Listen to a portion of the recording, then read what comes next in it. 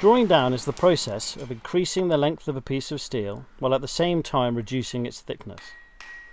It is done by heating the metal to a bright yellow heat and hammering it straight down against the face of the anvil.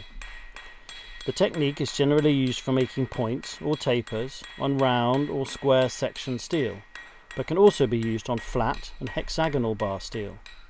One of the most commonly used blacksmithing techniques, it is often the starting point for a wide range of products, including nails, fire pokers and scrolls.